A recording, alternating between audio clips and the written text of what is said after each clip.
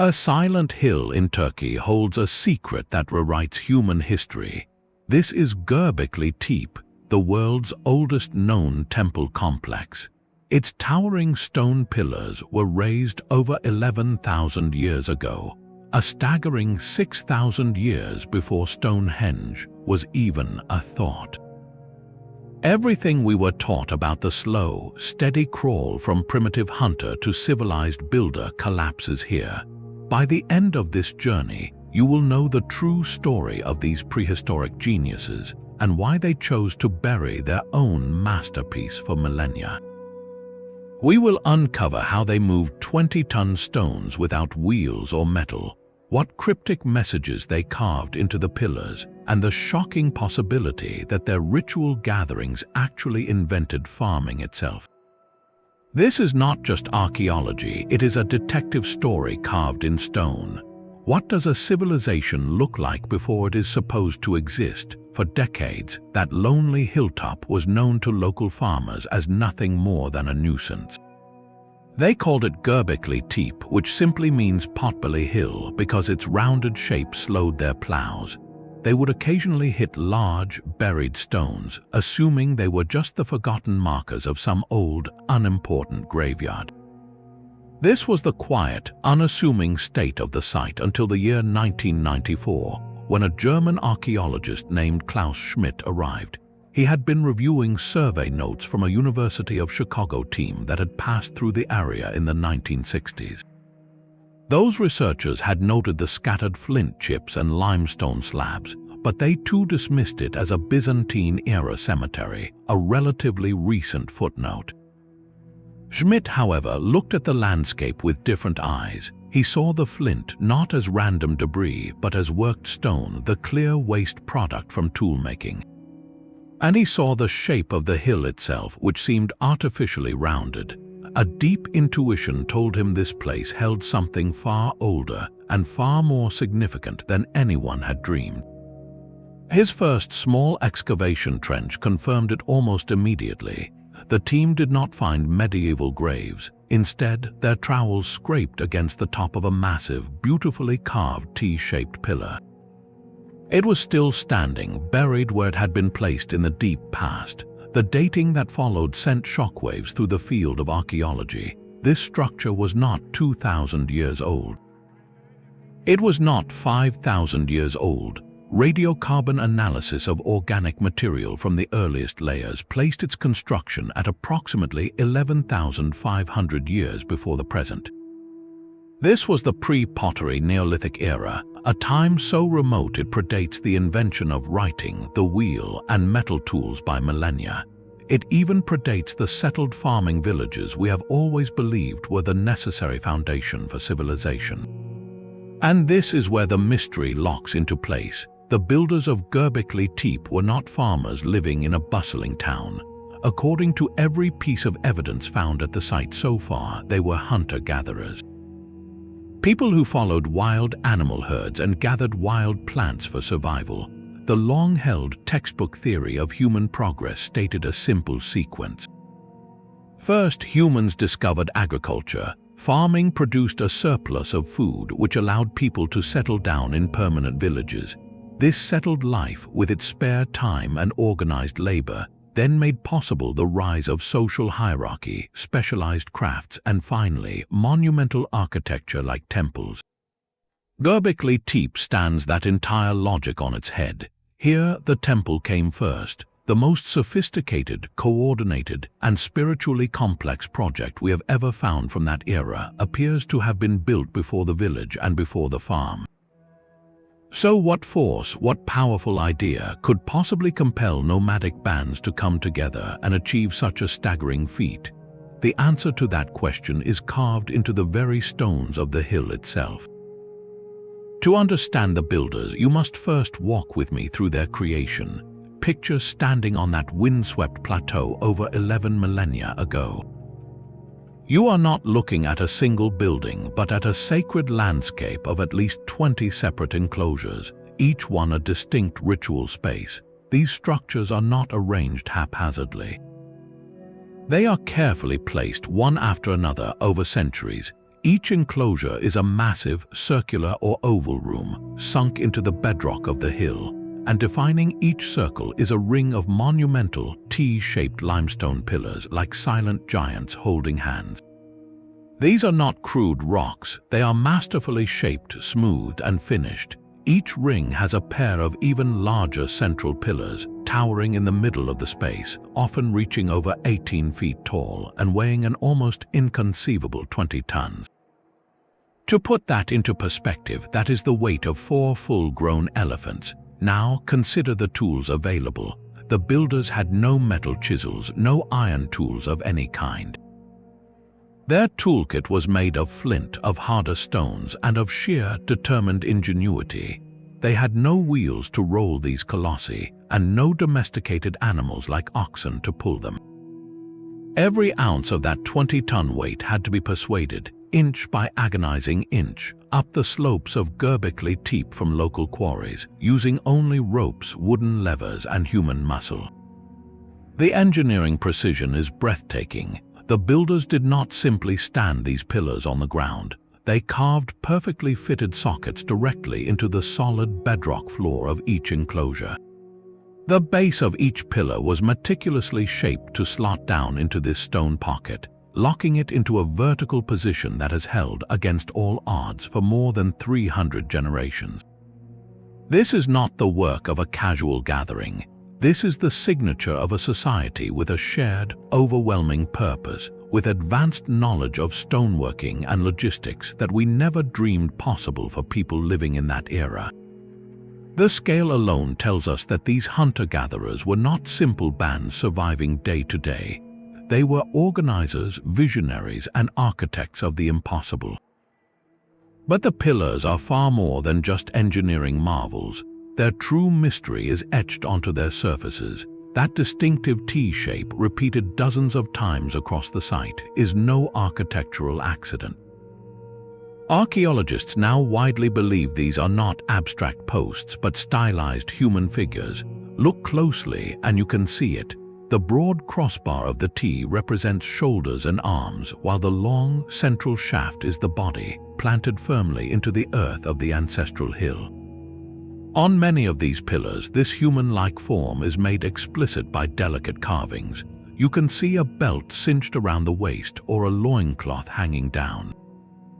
Some even have detailed depictions of human hands, the fingers carefully rendered, clasped together over the abdomen in a gesture that feels solemn and ritualistic.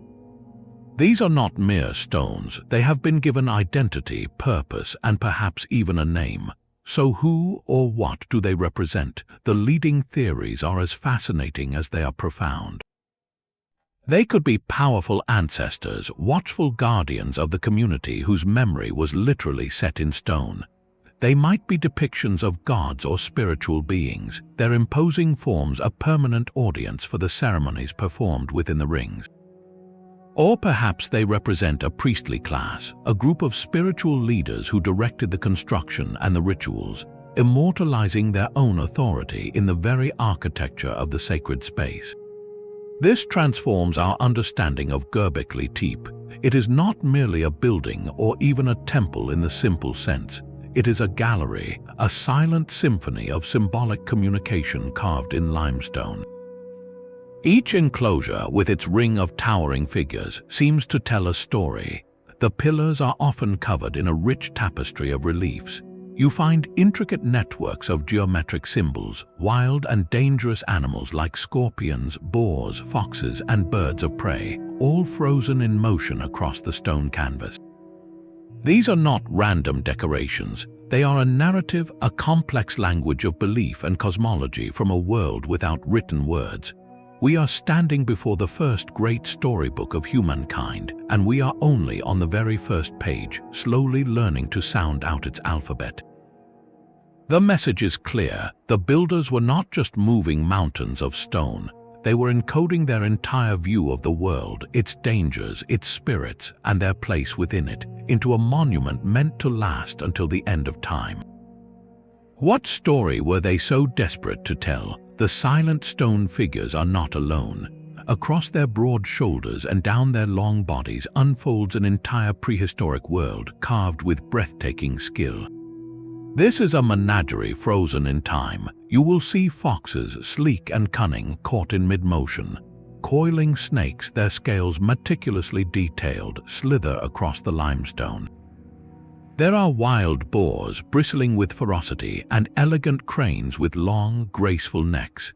Ducks seem to float upon the stone as if on water, while scorpions raise their dangerous tails.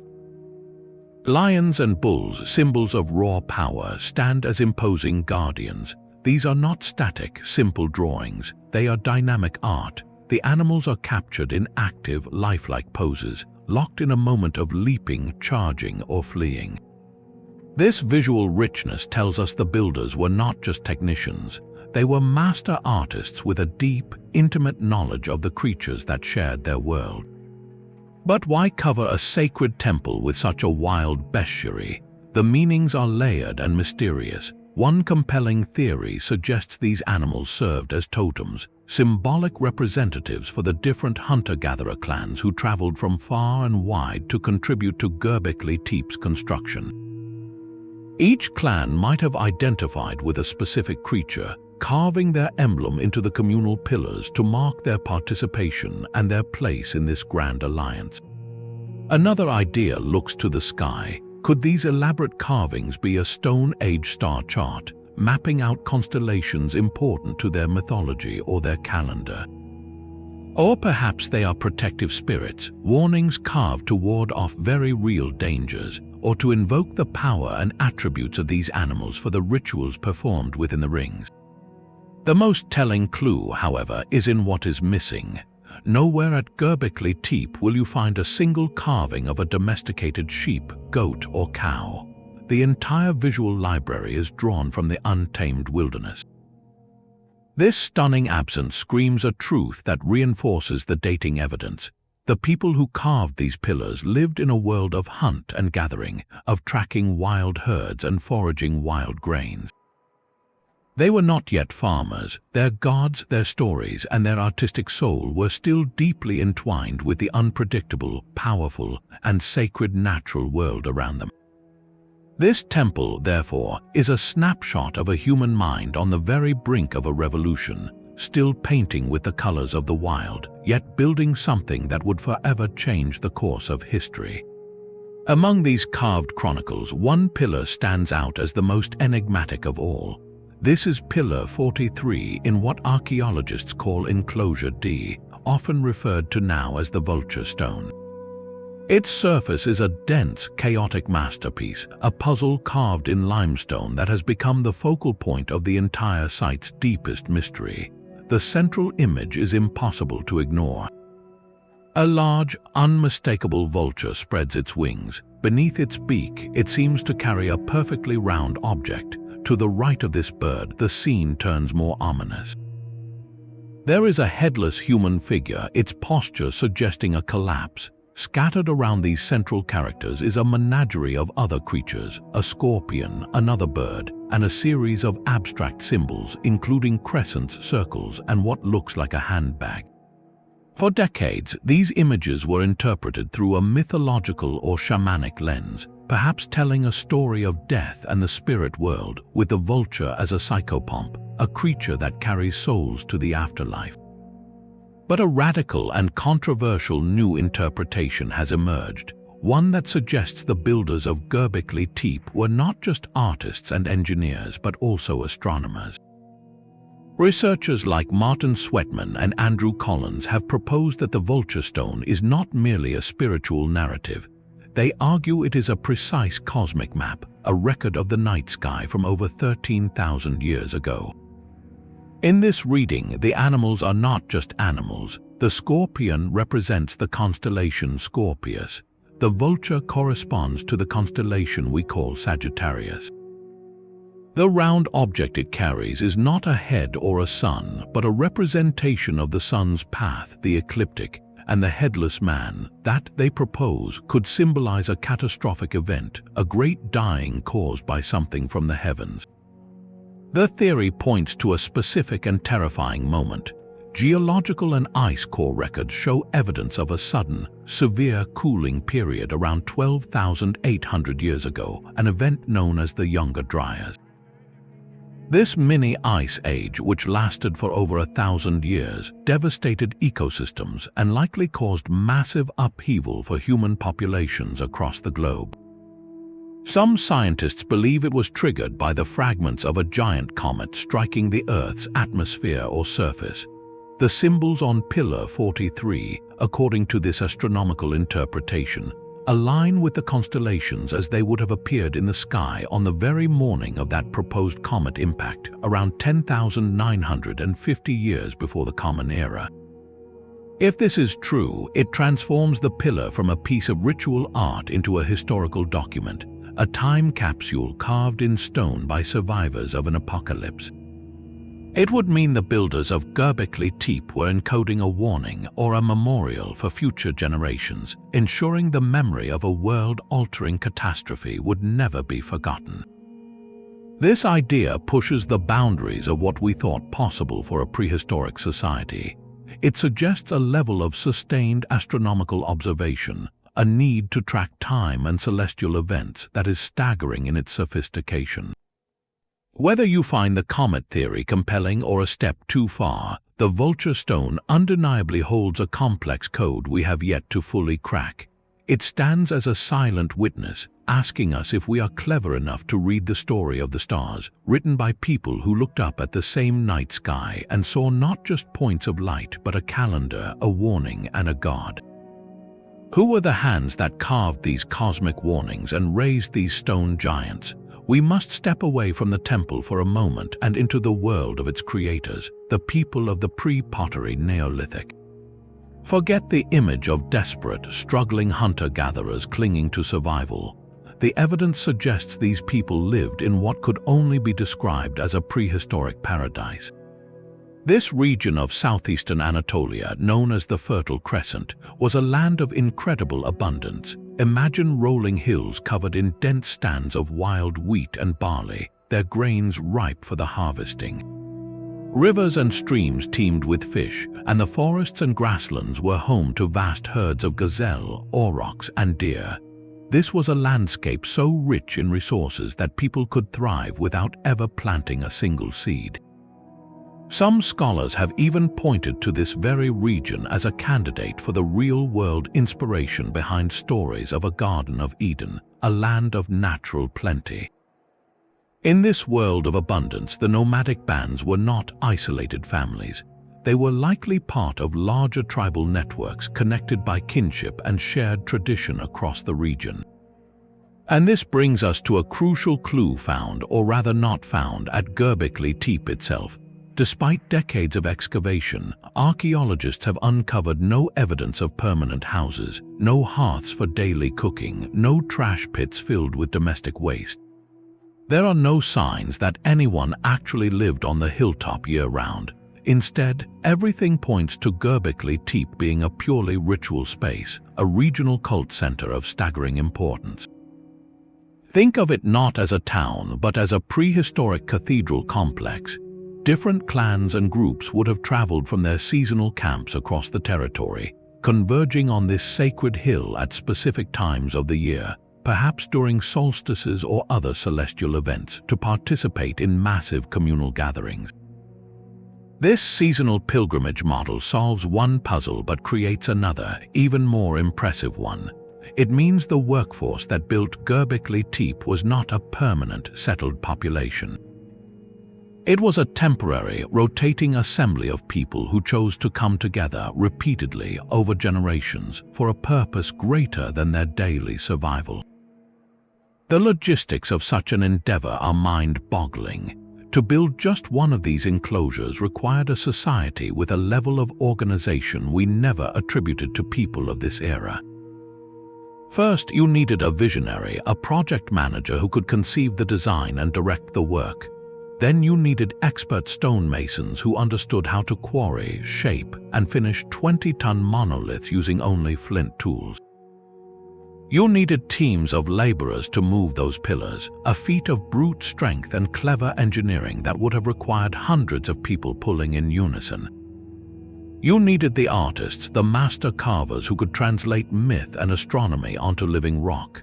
And perhaps most critically, you needed a system to feed all these people. Supporting hundreds of workers, even seasonally, is an immense burden. This suggests the hunter-gatherer bands had developed sophisticated social structures, with leaders who could organize labor and redistribute the bounty of the land to support a non-producing workforce of artisans and builders. They had specialists, they had a chain of command, they had a shared, compelling ideology that motivated this immense investment of time and energy. This is not a simple society. This is the blueprint for civilization itself, emerging not from farming villages, but from a sacred idea powerful enough to move mountains, or at least to raise them from the earth. The sheer ambition of Göbekli Tepe forces a practical question. How did a society without metal, wheels, or beasts of burden move mountains of stone? The answer lies not in lost technology, but in the clever application of the simplest tools wielded with profound intelligence. Their toolkit was a product of their world. Flint and obsidian, sharp volcanic glass, were fashioned into durable picks and chisels. Heavy, rounded hammerstones, found in abundance at the site, were used to pound and shape the softer limestone. They likely used tools made from bone and antler for finer work, and strong ropes crafted from twisted plant fibers like flax or wild grasses. Wood was a critical resource, providing levers, stakes, and possibly the frames for sledges. This was a Stone Age toolkit, but in the hands of a coordinated community, it became an engine for the impossible. The process began just a few hundred meters from the hilltop in the surrounding limestone plateaus. The builders identified natural beds of high-quality stone. Using their flint picks and hammerstones, they would first isolate a pillar-sized block by carving deep grooves around it in the bedrock. Then, with wooden wedges likely soaked in water to make them expand, they would fracture the block free from the earth. This quarrying alone was a monumental task of patience and precision.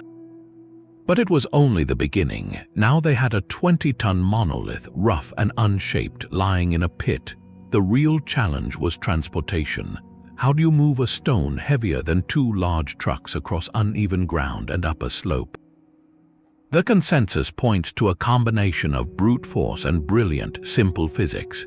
They almost certainly used a system of log rollers. Teams would have laid a track of felled trees in front of the stone. Using ropes and wooden levers, they would inch the pillar forward onto the first roller. As it moved, people at the back would retrieve the rollers it passed over and rush them to the front, creating a continuous rolling road. For steeper inclines, they might have employed a sledge, a wooden platform dragged over these same rollers, reducing friction further. Picture the scene. Hundreds of people chanting in unison, hauling on ropes made of grass, the creak of wood under immense strain, the shouted directions of overseers coordinating every heave. It was a symphony of human effort, a testament to what can be achieved when a community unites behind a single, sacred goal. The final act was the erection. They likely dug a sloping ramp down into the prepared socket in the enclosure floor. The pillar would be dragged to the edge of the hole and then, using levers, ropes, and a counterweight system of stones, painstakingly tipped upright until its base slid home into the bedrock socket, standing tall for eternity. This was not magic, it was mechanics, logistics, and raw willpower. Göbekli Tepe stands as the ultimate proof that the first great technology of civilization was not a tool, but the human collective itself. So with every rope pulled and every stone set, we must ask the ultimate question. What was it all for? Why did these people invest centuries of their lives into this monumental effort? The silent stones do not give up their secret easily, and this has led to a fascinating debate among archaeologists. The most widely accepted theory, championed by the site's discoverer Klaus Schmidt, is that Göbekli Tepe was first and foremost a temple. A regional cult center of profound spiritual importance. The evidence seems to support this. The lack of domestic dwellings, the repetitive, ritualistic architecture of the enclosures, and the overwhelming focus on symbolic art all point to a place dedicated to the sacred, not the everyday. Schmidt envisioned it as a destination for pilgrimage, where hunter-gatherer clans would gather for elaborate ceremonies, perhaps involving feasts, music, and dances performed within those stone circles under the watchful eyes of the carved pillar beings. This was a place to connect with ancestors, with animal spirits, and with the forces of nature that governed their world. The temple theory feels intuitive, a sacred space built by a society deeply in tune with the spiritual dimension of life.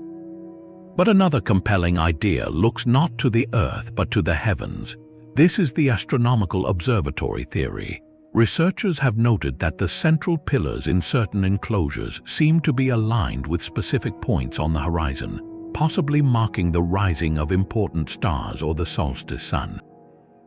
The carvings on the Vulture Stone with its potential constellation symbols fuel this interpretation. Could Göbekli Tepe have been a giant Stone Age calendar, a place where priest astronomers tracked the seasons, predicted celestial events, and created a stable, predictable rhythm for their nomadic communities? In a world without written records, knowing when the wild grains would ripen or when the great herds would migrate was knowledge of life and death. A site that could accurately mark the passing of years would hold immense power and would certainly justify its construction. This theory suggests the builders were not just spiritually advanced, but intellectually sophisticated scientists of their time, reading the sky from their mountaintop perch. A third, and perhaps most revolutionary, hypothesis shifts focus from the finished product to the act of creation itself. This is the social cohesion theory. It proposes that the primary purpose of Göbekli Tepe was not the temple it became, but the very process of building it. Think about it. Scattered bands of hunter-gatherers meeting only occasionally needed something powerful to bind them together into a larger, cooperative society. What better way than a shared, generational project of unimaginable scale? The coordinated labor required to quarry, move, and erect the pillars would have forged a common identity. It would have established rules, roles, and leaders. The ritual feasts needed to feed the workers would have created obligations and alliances. In this view, Göbekli Tepe was the engine that invented complex society. The building was the ritual. The act of communal creation was the sacred glue that transformed isolated groups into a cultural community, setting the stage for everything that followed, including the eventual discovery of agriculture. Beyond these leading ideas, more speculative theories exist on the fringe. Some researchers suggest it could have been a center for healing or shamanic journeying, with the enclosed, womb-like spaces and animal spirits facilitating trance states and communication with the other world. Others ponder if it was a kind of ancestral memory palace, where each pillar represented a lineage story, a living library of clan history. While these ideas are less supported by mainstream archaeology, they speak to the profound and unsettling power the site holds over our imagination. The truth is, Göbekli Tepe's function was likely a combination of all these things. It was probably a temple where they practiced astronomy. It was certainly a project that forged social bonds. Its true purpose remains its core secret, layered like the hill itself, built by people whose way of thinking is a continent away from our own. They left us the magnificent question carved in 20-ton letters. Yet the ultimate mystery of Göbekli Tepe is not its construction, but its deliberate and complete disappearance. Around 8,000 years before the Common Era, after centuries of use, the people who had built this wonder did something almost unthinkable. They did not abandon it to the wind and rain. Instead, they carried out a massive, coordinated act of erasure. They gathered hundreds of tons of soil, stone debris, animal bones, and discarded tools, and they systematically backfilled every single one of those magnificent enclosures. They buried their own masterpiece. This was not a gradual accumulation of dirt over time. The archaeological layers are clean and uniform, telling a story of a single, purposeful project. They filled the great stone circles until the towering pillars were completely submerged, until the entire hilltop looked once again like a natural, unassuming mound. This act of intentional burial is perhaps their most enigmatic gesture, a final message sealed in the earth. Why would they do it? Why entomb a site that represented generations of their greatest effort and deepest belief? One compelling theory is that this was a ritual decommissioning, a sacred retirement for the old gods. Societies and their spiritual needs evolve. Perhaps the belief system centered on the wild animals and the T-shaped pillar beings had run its course.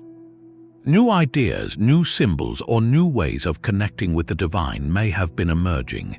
Rather than destroy the old temple, they gave it a respectful and profound farewell, laying the old cosmology to rest with honor, preserving it intact for the spirit world. Another possibility points to a more practical yet equally profound motivation: protection. The world was changing dramatically around them. This was the very dawn of agriculture. The old hunter-gatherer way of life was giving way to settled farming communities with different social structures and likely different beliefs.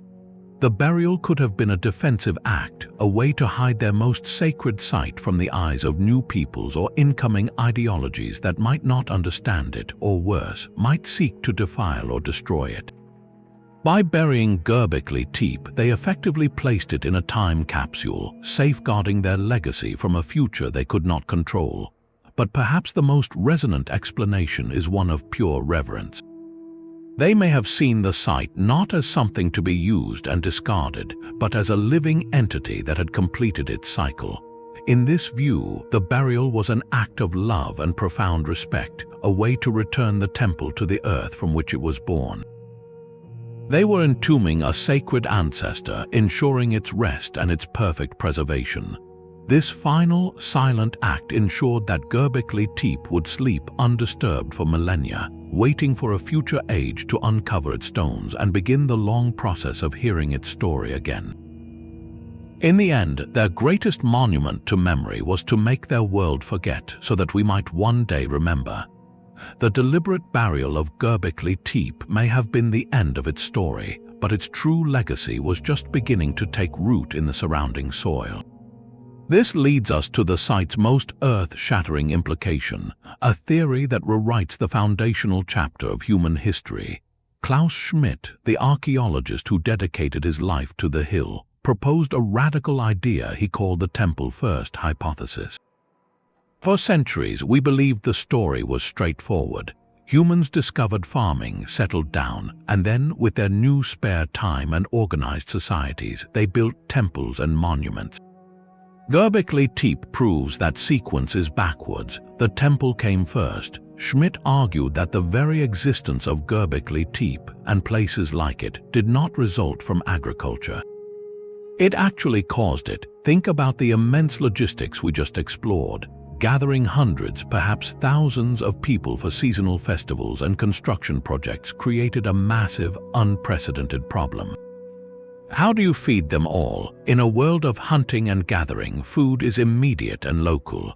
You eat what you find that day. But to support a non-food producing workforce of stonecutters, artists, and laborers for weeks or months at a time, you need a reliable, predictable, and storable surplus. The old ways would not suffice. The urgent need to provision these sacred gatherings created an intense pressure to control the food supply. This pressure, Schmidt believed, sparked the Neolithic Revolution.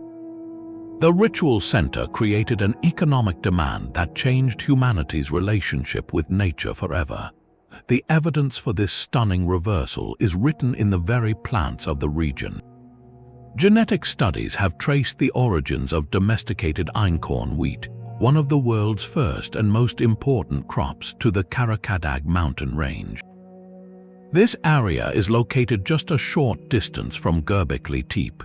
It is not a coincidence. The wild ancestors of the grains that would feed civilizations were growing right there in the foothills surrounding the temple complex.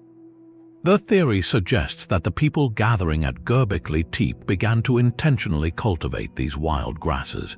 they would have noticed that spilled seeds near their temporary camps grew into new plants. To ensure a steady supply of food for their next grand gathering, they started to protect these patches, weed them, and eventually select the seeds from the best plants, those with grains that clung to the stalk instead of scattering to the wind. This was the first unconscious step toward domestication. The temple did not just need food, it invented the farmer.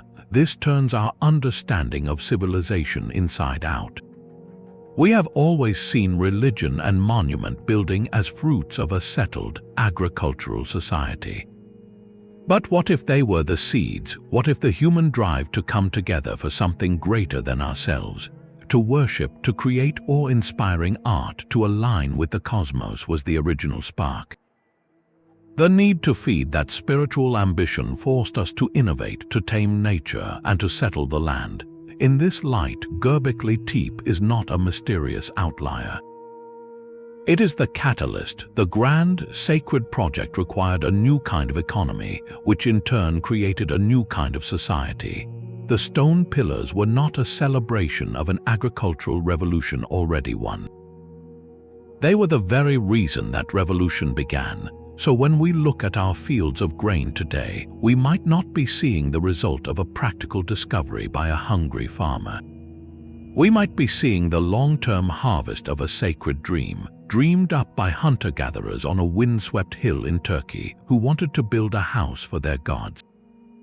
This idea of a sacred catalyst echoes in humanity's oldest stories. The physical location of Göbekli Tepe itself is startlingly close to a place embedded in our collective memory.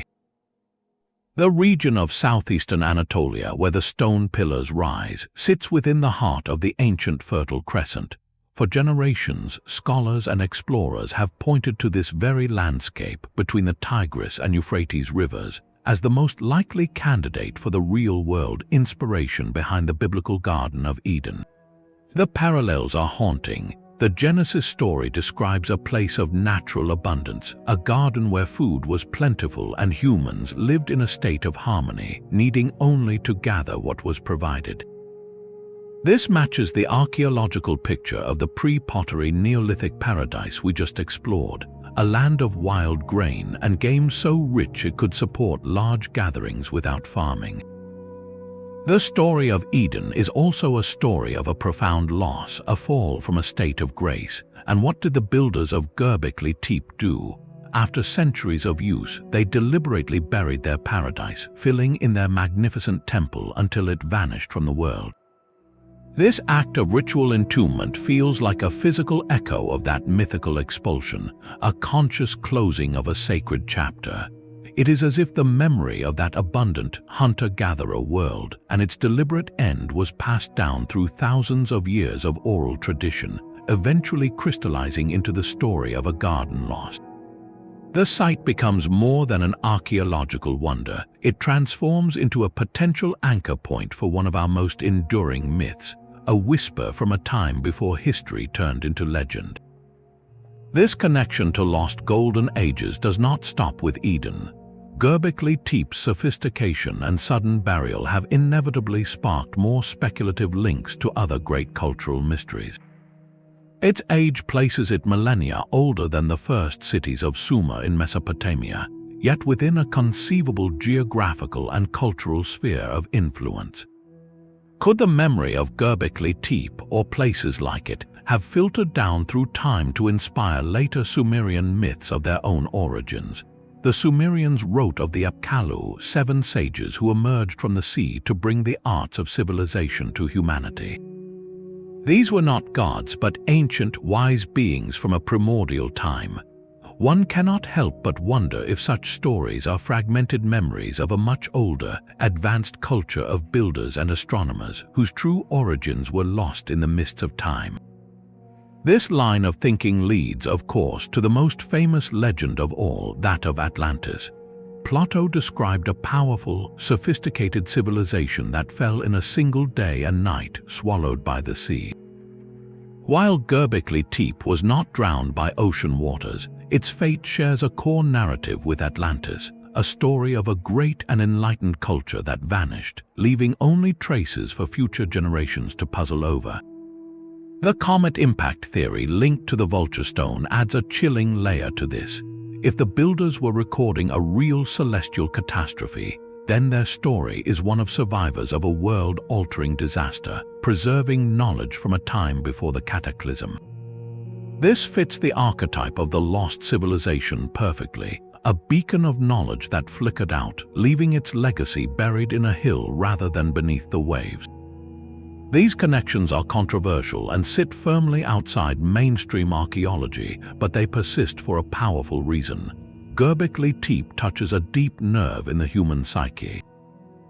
It represents a forgotten beginning, a chapter of our story so old it blurs the line between history and myth. Whether it directly inspired these legends is perhaps less important than what its existence proves, that the human capacity for monumental achievement and complex thought stretches back much further than our written records can reach. The site stands as a tangible reminder that our past is filled with silent epochs, and that the grandest stories we tell about our origins may contain within their symbolic shells a kernel of truth from a time when giants walked the earth, not of flesh and blood but of stone. The spiritual world of Göbekli Tepe was not one of quiet prayer. It was visceral, wild, and possibly terrifying. To understand the minds behind the pillars, we must look at some of the site's most unsettling carvings. Scattered among the animal reliefs are stark images of human heads, severed and lifeless, held in the beaks of massive birds or cradled in the jaws of beasts. These are not scenes of battle or violence in a modern sense. To our eyes, they appear grotesque, but to the builders, they may have depicted the ultimate spiritual journey. Many researchers interpret these images as powerful evidence of shamanic practices. In shamanic traditions found across the globe, the soul is believed to leave the body and travel to other realms. This journey, often called soul flight, is frequently symbolized by transformation into a bird or another powerful animal. A vulture carrying a human head might not be a symbol of death but of transcendence. The head, the seat of identity and consciousness, is being transported by a creature that soars between earth and sky, acting as a psychopomp guiding the spirit into the world of ancestors and animal powers. The pillars themselves, with their human-like T-shapes, could represent the shaman in a permanent state of this transformation, a stone mediator forever standing between worlds. This journey to the spirit realm was likely not undertaken through meditation alone. There is compelling, though debated, evidence that the builders used psychoactive substances to facilitate these profound experiences. On several pillars, researchers have pointed to carvings that strikingly resemble certain species of mushrooms, particularly those with known hallucinogenic properties. Other reliefs show plants with distinct, possibly entheogenic qualities. If these interpretations are correct, they suggest a ritual technology for altering consciousness. In the echoing, enclosed spaces of the stone circles, lit by flickering firelight and surrounded by the looming, carved animals, participants may have ingested these substances. The effect would have been overwhelming. The static carvings on the pillars could have seemed to writhe and move. The geometric patterns might have pulsed with energy. The central pillar beings could have felt truly alive, gateways through which the shaman's spirit could pass. Göbekli Tepe, then, transforms from a simple temple into a meticulously engineered portal. Its architecture was not just for gathering people but for concentrating experience. The sunken, circular enclosures created a separate reality, a womb of stone that shut out the ordinary world. The acoustics within these spaces would have been unusual, perhaps amplifying chants or drumbeats to a disorienting degree. Every element, the isolation, the iconography, the potential psychoactive triggers, could have been designed to induce a collective altered state. This perspective reframes the entire purpose of the site. It may have been the world's first and most elaborate vision quest chamber. The community did not come merely to watch a ceremony, but to participate in a shared psychological event. The immense labor required to build Göbekli Tepe finds a new justification. You would move mountains of stone to create a reliable, permanent gateway to the divine. The animal carvings are no longer just totems or constellations. They become a visual guidebook to the spirit world, a map of the beings one might encounter in a trance state. The fox symbolizes cunning, the snake transformation, the bull raw power. All attributes a journeying shaman might seek to acquire or understand. In this light, the final, deliberate burial of the site carries even more weight. If these circles were active portals to another reality, sealing them was not just decommissioning a building. It was closing a door, perhaps forever, on a particular way of speaking to the universe. They were not abandoning their gods, but laying a sacred and potentially dangerous instrument to rest, ensuring its power was preserved, not profaned, by the changing world outside. The stones hold the echo of a mindset where the border between the material and the spiritual was thin, and where humanity's first great architecture was built not to house the living, but to host the journey of the soul. The silent stones of Göbekli Tepe may have held another secret, one not seen but heard. Recent studies have revealed a forgotten dimension of this ancient site, its acoustics. The very architecture of those sunken, circular enclosures was not just for visual impact. When researchers modeled the sound properties of these spaces, they found something remarkable. The smooth, curved limestone walls and the massive, densely packed pillars would have acted as a natural sound chamber. A voice spoken from the center or the steady beat of a drum would not simply echo. It would resonate, creating a deep, immersive hum that filled the entire enclosure. The sound waves would bounce and amplify in unpredictable ways, creating a disorienting and powerful auditory experience. This was not an accident, it was acoustic engineering from the dawn of time. Think of standing inside one of those rings during a ceremony. The flickering light from torches or hearths dances across the carved animals, making them seem to shift and move. Now add the sound. A low, rhythmic chant begins, perhaps accompanied by the pounding of hide drums or the clacking of stones. In that enclosed space, the sound does not come from a single direction. It surrounds you. It vibrates up through the stone floor and into your bones. The combined voices of dozens or hundreds of participants would merge into a single, overwhelming drone, a wall of sound that blurs the line between individual and collective. This sonic environment could have been a key tool for altering consciousness. Prolonged exposure to such rhythmic, resonant sound is known to induce trance-like states in cultures around the world. It can slow brain waves, reduce the sense of self, and open the mind to powerful visionary experiences. This transforms our understanding of the rituals. The ceremonies at Göbekli Tepe were likely not quiet, contemplative affairs. They were probably visceral, full-body events designed to overwhelm the ordinary senses and transport participants to another state of being. The sound, combined with the potent imagery of the pillars and the potential use of psychoactive plants, would have created a perfect storm for spiritual experience.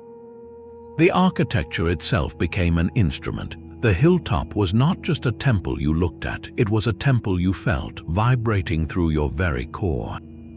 This sensory layer reminds us that the builders were not just thinkers and artists. They were masters of atmosphere, using every tool at their disposal, stone, symbol, and now we know sound, to craft encounters with the divine. The echoes have long since faded, but the stones remember the shape of the noise they once held, a ghostly frequency tuned to the human spirit. The resonance of those ancient ceremonies finds a chilling echo in the bones of the builders themselves. At nearby sites like Navali Sori and in fragments from Göbekli Tepe's own later layers, archaeologists have uncovered a practice that makes the abstract spiritual world terrifyingly concrete. They have found human skulls carefully separated from their bodies that were not simply buried. These skulls were modified. Deep, deliberate grooves were carved into the bone, running from the forehead back over the crown. Others were found covered in a thin layer of plaster, meticulously modeled to recreate the flesh of the face, with shells inset for eyes, restoring a lifelike appearance to the remains of the dead. This was part of a widespread skull cult across the Neolithic Near East, where the skulls of ancestors were curated, decorated, and displayed. It was a powerful form of veneration, a way of keeping the presence and wisdom of the forebears actively within the community. The dead were not gone, they were transformed into potent artifacts, their physical remains serving as a direct link to the spiritual realm. This practice casts the silent, T-shaped pillars of Göbekli Tepe in a startling new light. If the skull of an ancestor was a sacred object to be honored, what then is a 20-ton limestone pillar carved with a belt and human hands? Many researchers now see a direct connection. The iconic T-shaped pillars may be monumental, stylized representations of these venerated ancestors. They are not abstract symbols but giant, permanent portraits of the revered dead. Their imposing forms, rooted deep into the bedrock, embody permanence and stability. Their stoic presence in the enclosures transforms those spaces completely. We are no longer looking at temples in a generic sense. We are looking at houses for the dead, or perhaps halls of the ancestors. Each enclosure, with its ring of towering figures, becomes a dynastic gallery, a gathering of stone elders presiding over the rituals of the living. The eerie carvings of birds carrying human heads now resonate with deeper meaning. They could depict the moment of spiritual transition, the soul's journey facilitated by the vulture before the skull was retrieved, plastered, and installed among the living as an object of power and memory. This link between the skull cult and the pillars ties the staggering architecture to a tangible, intimate, and deeply human practice. It suggests the driving force behind Göbekli Tepe was not just a worship of animal spirits or celestial events, but a profound need to honor and negotiate with those who came before. The entire monumental project becomes an act of remembrance on an epic scale, a society literally building its lineage into the landscape, ensuring the ancestors would forever watch over them, their stone eyes gazing across the millennia. But the story does not end on that one hill. Göbekli Tepe was not a solitary cathedral in the wilderness. It was the crown jewel of an entire sacred landscape, a network of ritual sites now emerging from the Turkish soil. Recent surveys and excavations have revealed that Potbelly Hill has siblings, and they are telling a much larger story. This cluster of sites is known as the Taş Tepeler, the Stone Hills. The most significant of these new discoveries is Karahan Tepe, located about 25 miles to the southeast. Dating to roughly the same incredible era, Karahan Tepe is proving to be just as monumental and just as mysterious. Here, archaeologists have uncovered another sunken enclosure, its central pillar a strikingly phallic shape, suggesting rituals deeply connected to fertility and life force. In another structure, they found a haunting masterpiece, a life-sized human face carved directly into the bedrock, its eyes seeming to stare out from 11,000 years in the past. This is not a face on a movable pillar, but a portrait emerging from the living earth itself, a permanent guardian of that space. Then there is Sabers, with its stunning relief of a human figure holding its own phallus flanked by two leopards.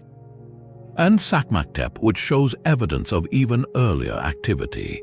Each site has its own unique character, its own artistic focus, yet they share the same core architectural language of T-shaped pillars, sunken enclosures, and elaborate animal carvings. This changes everything. We are no longer looking at one miraculous anomaly. We are looking at the scattered pieces of a widespread, coordinated culture. The Taş Tepeler were not isolated temples. They formed a ritual network, a sacred geography where different sites may have served different ceremonial purposes throughout the year or for different clans. This implies a level of social organization and shared ideology that is staggering. The belief system that built Göbekli Tepe was not confined to a single hilltop.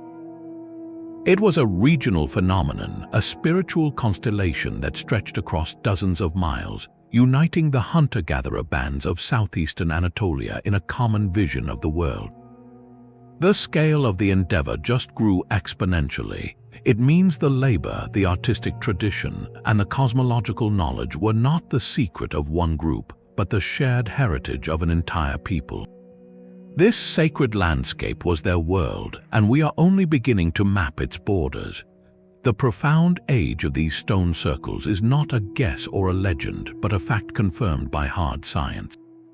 To understand how we know Göbekli Tepe is over 11,000 years old, we need to look at the silent witnesses trapped within its walls, the ancient mortar that holds the stones together. The primary tool archaeologists use is radiocarbon dating, a method that measures the decay of a radioactive isotope called carbon-14. All living things absorb carbon-14 from the atmosphere while they are alive. When they die, they stop absorbing it, and the isotope begins to decay at a steady, predictable rate. By measuring how much carbon-14 remains in an ancient organic sample, scientists can calculate how long ago that organism died. At Göbekli Tepe, the perfect samples were found in the mortar used to secure the walls between the massive pillars. This mortar was not a modern cement, but a primitive plaster made by burning limestone. The process required fuel, and the builders used wood from the surrounding landscape. Tiny fragments of charcoal from that burnt wood became embedded in the plaster as it set, creating a perfect time capsule. When scientists extracted and tested these charcoal samples, the results were unequivocal. The dates clustered tightly around a period from 9,600 to 8,800 years before the Common Era. That places the active construction and use of the main enclosures squarely between 11,600 and 10,800 years ago. This is not a single, anomalous date, but a consistent pattern from multiple samples across different layers, giving the timeline tremendous credibility. To cross-check these findings, researchers employed another technique called thermoluminescence dating, this time on the flint tools left behind by the workers. When certain minerals, like the flint in those ancient chisels and scrapers, are heated or exposed to sunlight, they release trapped electrons. Over time, buried in the dark earth, they accumulate a new store of these electrons from natural background radiation. By carefully reheating a sample in a lab and measuring the light it emits as those electrons escape, scientists can determine how long it has been since the flint was last exposed to heat or light, essentially dating when the tool was made or discarded. The thermoluminescence results from Göbekli Tepe's flints corroborated the radiocarbon dates, painting the same astonishing picture. The mystery of the site, therefore, is not a question of faulty science or mistaken chronology. The dates are solid, repeatable, and widely accepted. The real enigma lies in what those dates force us to accept about human capability. The science tells us when it was built. The stones themselves are now asking us to completely rethink how and why a society from that unimaginably remote era could achieve such a feat. Yet the certainty of its age does not settle the debate over its purpose. Within archaeology itself, the interpretation of Göbekli Tepe is far from unanimous. The prevailing temple-first theory, while compelling, faces pointed questions from other scholars. One major criticism centers on a practical detail. Could these monumental enclosures have actually been roofed? Some researchers point to the massive central pillars as potential supports for a heavy superstructure of wood, mud, and reeds. If true, these spaces might not have been open-air ritual plazas, but large communal buildings. This opens the door to a more mundane, though still revolutionary, possibility. Perhaps some of the structures served as grand communal houses or feasting halls for seasonal gatherings, blending the sacred and the social in a way that is harder for us to separate. This debate highlights a fundamental challenge in prehistory. We are interpreting a world without written records, where every artifact is open to multiple readings. Another persistent question gnaws at the hunter-gatherer narrative. can we be absolutely sure the builders were pure foragers with no agricultural knowledge? The site itself has yielded no evidence of domesticated plants or animals, but its very existence suggests a level of social organization that seems to demand a more stable food surplus than typical hunting and gathering provides. This has led some to propose a middle ground. Maybe these people were in a transitional phase, practicing a form of proto-agriculture or intensive wild plant management that provided just enough surplus to fuel their monumental projects. They were not yet the settled farmers of the textbooks, but they were already bending nature to their will, standing on the threshold between two worlds. This gray area is where healthy scientific debate thrives, as each new discovery at Göbekli Tepe and its sister sites adds another piece to a puzzle we are still assembling. Beyond these academic controversies lie more radical theories that capture the public imagination. The sheer sophistication and age of Göbekli Tepe have inevitably fueled speculation about lost advanced civilizations. Proponents argue that the engineering and astronomical knowledge displayed is simply too advanced for hunter-gatherers, suggesting the work of a much older, more complex society that was later forgotten, a potential inspiration for legends like Atlantis. An even more fringe idea points to extraterrestrial influence, suggesting such knowledge could only have come from an outside, non-human intelligence. Mainstream archaeology firmly rejects these notions, and for clear methodological reasons. The advanced civilization theory suffers from a complete lack of evidence. There are no precursor sites showing a gradual development of these skills, no traces of the cities or infrastructure such a civilization would require, and no cultural or genetic discontinuity in the region to suggest a replacement by a new people. Göbekli Tepe appears not as a relic of a fall, but as a spectacular beginning. The extraterrestrial hypothesis is rejected because it is not a scientific argument, it is a surrender of curiosity. It inserts an unexplainable mystery to explain a mystery, halting all further investigation. Archaeology, by contrast, works on the principle that human achievements, no matter how astonishing, are the products of human ingenuity, culture, and gradual innovation. The tools found at the site are made of flint and bone, not of unknown alloys. The carvings depict local animals and human forms, not alien visitors. The story that emerges from the dirt is one of human beings just like us, capable of extraordinary collective action when driven by a powerful shared belief. Yet the enduring popularity of these alternative theories is itself a kind of evidence. It proves that Göbekli Tepe challenges us so deeply that it pushes some to look for answers outside the conventional human story. In doing so, it performs its original function once more. It makes us question our place in history and wonder, with a shiver of awe, just what our species is truly capable of. The builders of Göbekli Tepe did not vanish into thin air. Their world, however, was destined to end. The very revolution they may have sparked, the shift toward agriculture and settled life, would ultimately make their greatest creation obsolete.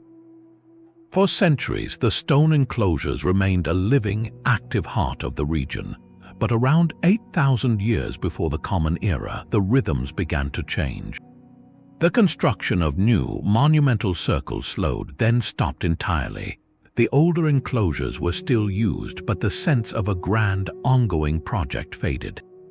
The focus of the community was shifting, literally, down the hill. Archaeologists have found increasing evidence of domestic activity on the slopes surrounding the sacred summit. Simple stone structures, hearths for daily cooking, and tools for processing plants begin to appear. This is the quiet, archaeological signature of a profound transformation. The people were settling down. The era of seasonal pilgrimages to build a temple was giving way to the era of permanent villages, built to tend fields and flocks. The sacred center was becoming a monument to the past, visited but no longer expanded. Then came the final, definitive act. Not with a bang, but with a deliberate, reverent sigh, they filled it all in. This was not an attack or a sudden disaster. It was a coordinated, community-wide effort to gather thousands of tons of soil and rubble and systematically backfill every single one of those magnificent sunken rings. They buried their own masterpiece until the hill looked once more like a natural, unassuming mound. It was a ritual retirement, a respectful closing of a sacred chapter. They were laying their ancestors, their old gods, and their hunter-gatherer identity to rest, returning it all to the earth. But what became of the people themselves? The most compelling theory is that they did not disappear, they evolved. They became the founders of the next great chapter of human history. Look southeast from Göbekli Tepe across the plains of Anatolia, and you will find one of the world's first true cities, Çatalhöyük. Flourishing around 9,000 years ago, Çatalhöyük represents the full flowering of the Neolithic Revolution. Here, thousands of people lived in a dense, honeycomb-like settlement of mud brick houses, their economy firmly based on farming and animal husbandry. The spiritual life of Çatalhöyük was rich and complex, centered on vivid wall paintings, plastered skulls, and figurines, but it was housed within the domestic space, not in separate monumental temples. The connection is tantalizing. Did the descendants of the Göbekli Tepe builders, having mastered agriculture to support their rituals, eventually disperse and form settlements like Çatalhöyük? The timeline allows for it. The cultural symbols show intriguing echoes, like the continued veneration of bulls and the importance of ancestral skulls. But there is also a clear rupture. The people of Çatalhöyük did not build towering T-shaped pillars. They did not carve elaborate animal menageries into monoliths. The megalithic tradition, the drive to move mountains of stone for a purely ritual purpose, seems to have faded away. This raises a haunting question.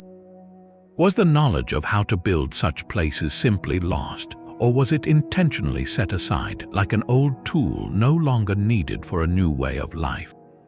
The answer is likely the latter. The world had changed. When your entire society is rooted in a specific plot of land, your rituals become domestic, integrated into the home and the harvest.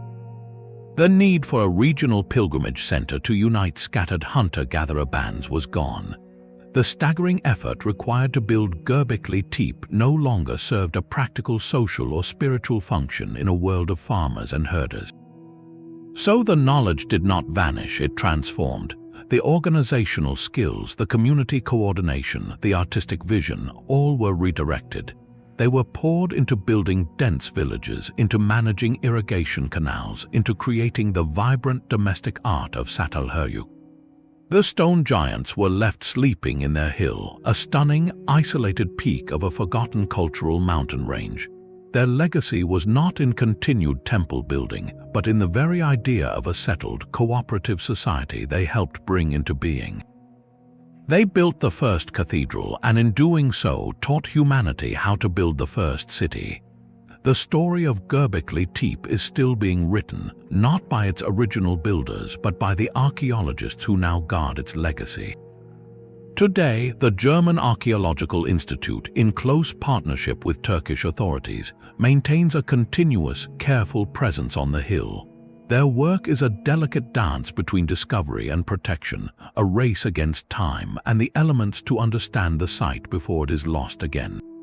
The primary enemy is no longer obscurity but exposure.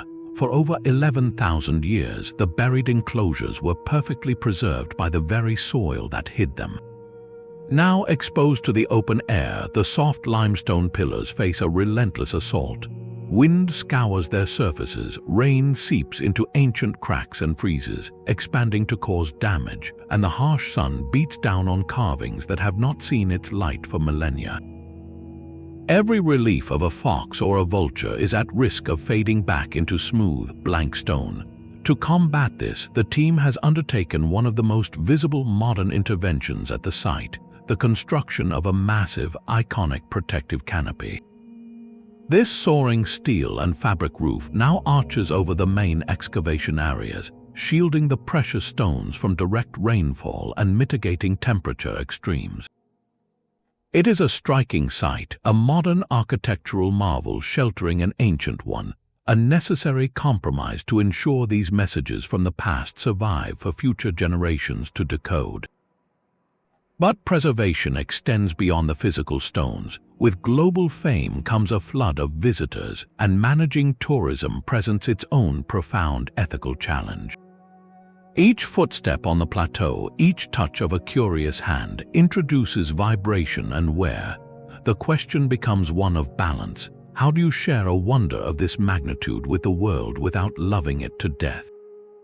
Access is carefully controlled, with walkways guiding visitors along specific paths to prevent damage to unexcavated areas and to protect the fragile archaeology beneath the soil.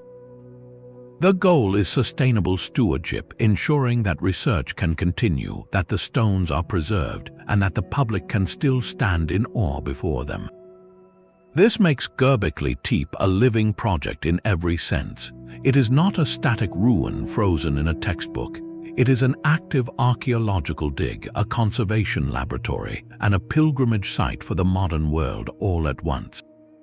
The work happening there today is a direct continuation of the builder's own intent, a commitment to ensuring their story, once buried to save it, is now protected so it may never be lost again. Göbekli Tepe has long since escaped the confines of academic journals to ignite the modern imagination. Its enigmatic pillars now stand not just in Turkey, but in the virtual worlds of our most popular video games. In the blockbuster franchise Assassin's Creed, the site features as a pivotal location called Göbekli Tepe, portrayed as a sanctuary built by a mysterious, advanced precursor civilization. Here, players don't just read about the pillars, they climb on them, exploring a digital reconstruction that, while fantastical, introduces millions to the site's awe-inspiring scale and mystery. This leap from archaeology textbook to interactive adventure is profound. It transforms passive learning into an embodied experience, making the distant past feel immediate and thrilling. The game's narrative, weaving ancient astronauts and lost technology, taps directly into the very same speculative currents that swirl around the real site, proving that its allure is powerful enough to fuel entire fictional universes. Beyond gaming, Göbekli Tepe has become a star of documentary television, featured in major series on global networks. These programs often frame it with breathless narration, highlighting its shocking age and the unanswered questions surrounding its purpose. The cameras swoop over the protective canopy, zoom in on the intricate carvings of the Vulture Stone, and interview archaeologists whose debates we have followed. This visual storytelling brings the dusty dig site into living rooms around the world, presenting the science alongside the enduring enigma. The site has also inspired a wave of novels and non-fiction books that straddle the line between historical investigation and speculative fiction. Authors weave plots around comet impacts, forgotten wisdom, and secret societies guarding the site's true meaning, using the solid, verified facts of its existence as a springboard into the realms of what if. This cultural footprint is significant because it drives a renewed, mass public fascination with deep prehistory. People who might never pick up an archaeological report are suddenly asking questions about the Neolithic, the Younger Dryas, and the origins of civilization. Göbekli Tepe acts as a gateway, pulling the curtain back on a chapter of the human story that was once considered obscure and irrelevant. It proves that our collective curiosity about origins is alive and well, and it can be triggered not by a myth but by a tangible, scientifically verified puzzle.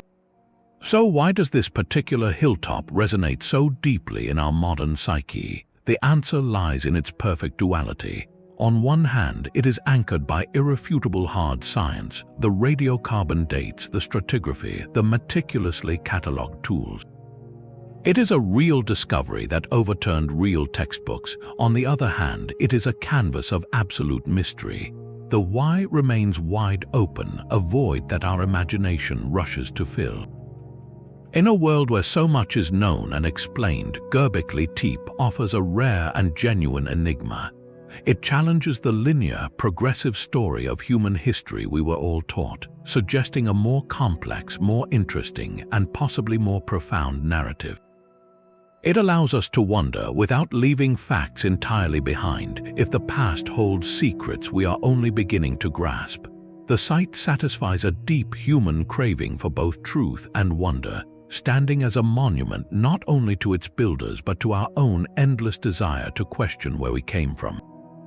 So the stones speak, but their language is not our own. For every answer Göbekli Tepe provides, it poses two more profound and tantalizing questions. The first and most personal mystery is the identity of its creator. Who was the master architect? We see the work of a coordinated society, but every great project begins with a single, visionary mind. Was it a shaman, a person who returned from a profound spiritual journey with a blueprint for a gateway to that other world? Or was it a brilliant engineer, a practical genius who understood leverage, acoustics, and stone, who convinced the clans that such a thing was possible? We see no tomb for such a leader, no special marker set above the others.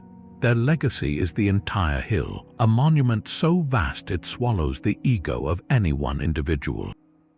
This anonymity is itself a clue, perhaps pointing to a culture where the collective vision truly outweighed the cult of personality.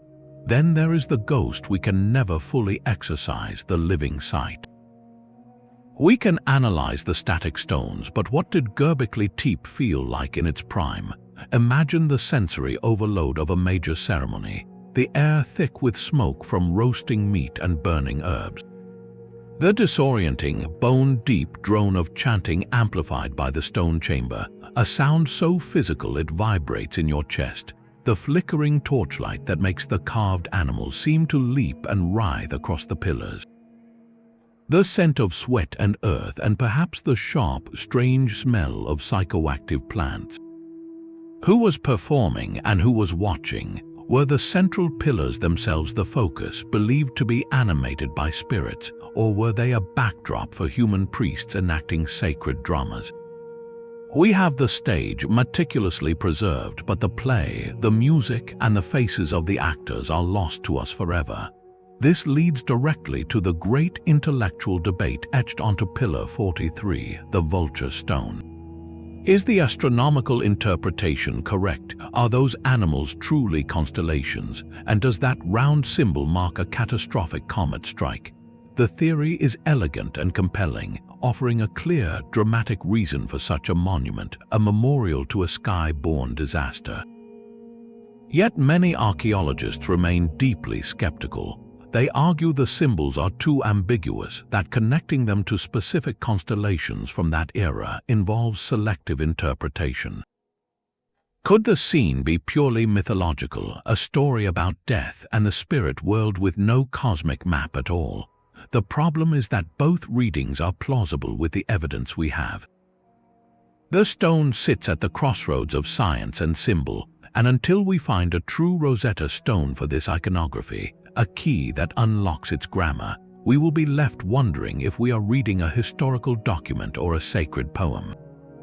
And what lies beneath our feet? We have uncovered perhaps only a fraction of Göbekli Tepe. The earliest enclosures we found date to around 11,500 years ago. But could there be even older, deeper layers hidden below? The hill was used for millennia, and human sites are often built upon sacred ground used by earlier peoples. Is there a precursor to the precursors, a simpler shrine from 12 or even 13,000 years ago buried in the bedrock? Each new season of excavation holds this possibility, the chance that the timeline of human monumental ambition could be pushed back once again into a past we have not yet dared to imagine. Finally, a quiet, persistent absence haunts the site. Where are the dead? For a place so focused on ancestors and skull veneration, it is strikingly odd that no clear, primary burials have been found within the enclosures themselves. If this was a house for the ancestors, where were their bodies laid to rest? Perhaps the burials are somewhere on the slopes, still undiscovered. Or perhaps the treatment of the dead was different here, involving excarnation, where bodies were left for birds to clean, explaining the vulture imagery before the curated skulls were brought into the temple. This missing piece of the mortuary puzzle leaves a gap in our understanding of their complete ritual cycle. These unanswered questions are not failures of archaeology. They are the lifeblood of the mystery. Göbekli Tepe refuses to be fully explained, and in that refusal, it maintains its power. It ensures that every visitor, whether a scholar or a curious traveler, must confront the humbling reality that a hill in Turkey still holds secrets that our modern world has not yet earned the right to know. The ultimate lesson may be that some stories carved in 20-ton letters are meant to be pondered across centuries, not solved in a single generation. Perhaps the true secret of Göbekli Tepe is not about who built it, but what its existence says about us. For generations, we have defined civilization by a checklist of material achievements: cities with walls, systems of writing, kings and laws, metal tools and markets. These are the milestones we point to as proof of human advancement. Göbekli Tepe erases that checklist. It presents us with a society that had none of those things: no metropolis, no script, no royalty, no bronze or iron, and yet they achieved one of the most coordinated and spiritually profound architectural feats in all of human history. This forces a radical, beautiful reevaluation. What if civilization is not a product of material surplus, but its cause? What if the foundational engine of human complexity is not economics, but meaning itself? The builders show us that the urge to create something transcendent, to encode a worldview in stone, and to gather for a purpose beyond mere survival is a primal human drive. Their civilization was not measured in grain stores or palace treasures, but in the strength of shared belief and the ability to orchestrate collective action toward a sacred goal. The real technology they mastered was not the lever or the chisel, though they used those brilliantly. It was the technology of the human collective, the social software to unite disparate clans around a single vision for centuries. This is a sophistication we never attributed to hunter-gatherers, a social and symbolic sophistication that predates and perhaps even precipitates all the material trappings we later called civilization. Their legacy is a philosophical one. They compel us to see that the monuments of the human spirit often come first, and the practical infrastructure to support them follows. The cathedral inspires the town, not the other way around. The need to feed a sacred dream forced the innovation of agriculture. The need to house a ritual community laid the groundwork for permanent settlement. Göbekli Tepe stands as a monumental argument that our deepest nature is not just to consume and build shelters, but to wonder, to worship, and to create together. The secret they kept buried for 11,000 years is ultimately an optimistic one. It reveals that the capacity for awe, cooperation, and cosmic curiosity is woven into the very fabric of our species, a light that flickered brilliantly in the dawn, long before the rise of kings and the glare of empires. Their story is not a single secret, but a chorus of them echoing across the millennia. It is the secret of moving mountains without metal, a testament to the raw power of human cooperation.